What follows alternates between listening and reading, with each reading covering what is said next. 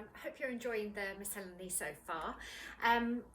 For July, I'm going to add some butterflies and the word freedom, because Boris has given us our freedom, and butterflies are a symbol for that too.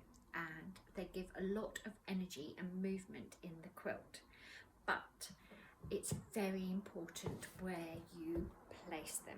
And I wanted to talk to you a bit about placing of your items now, and the importance of considering the negative space, the bits that's left between our applique, as much as where the applique goes.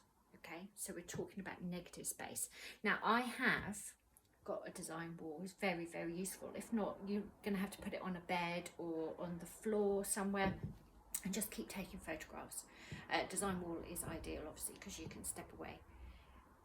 This has been up on the wall for a couple of days now with the butterflies pinned in, and every time I look at it I sort of make a few adjustments. So take your time. The other thing is, with the butterflies are just pinned, they somehow look bigger, like they're going to take up more space than they actually do once they're ironed on. So be aware of that as well. I don't know why that is, but it always appears that they're bigger.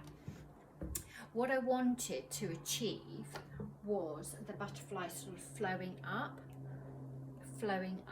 and at the moment I've got the 5 butterflies, 1, 2, 3, 4, 5, and they're all looking a bit too steadily placed, like equally placed, like I've done them with the ruler. They look a bit boring. They don't look like they're flowing too well, so I want to sort of get them sweeping up.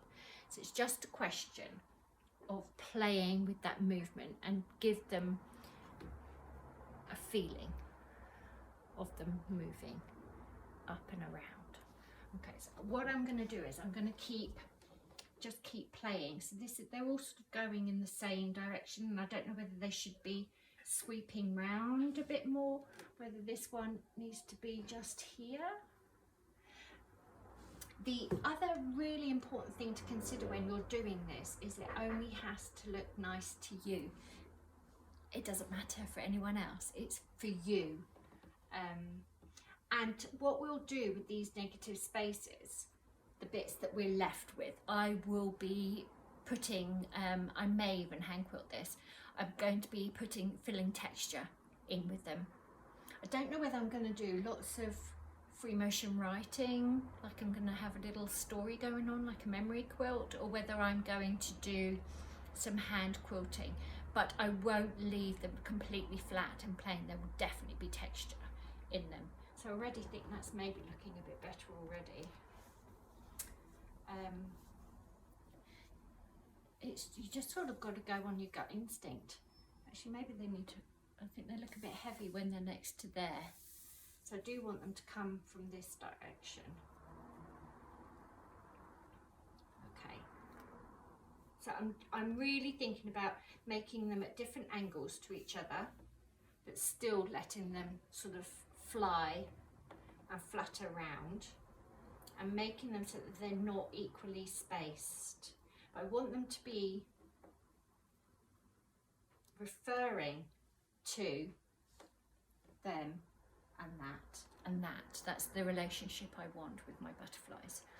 The other element, I hope you can see it, is this is the word freedom I've written on Stitch and Tear, and it's very faint there, and I want to keep it subtle in my quilt, so I'm going to use quite a pale embroidery thread, I think, and keep it really, really subtle.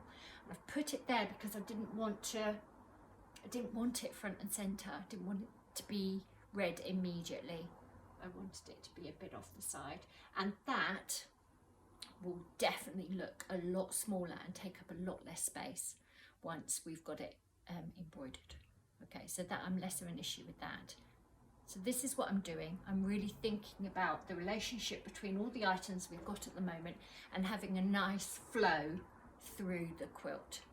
All of my butterflies are in different fabric, and that will help as well. I don't want anything uniform or consistent about them. I really want to sweep round. Okay, so that's it. Just, if it looks right to you, it is right.